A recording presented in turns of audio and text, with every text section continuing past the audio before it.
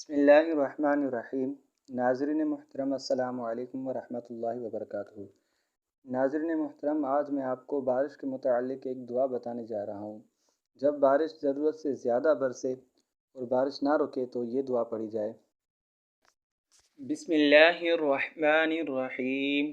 اللہم حوالینا ولا علینا، اللہم علی الآکام والظراف وبطون الأودیة ومنابت الشجر۔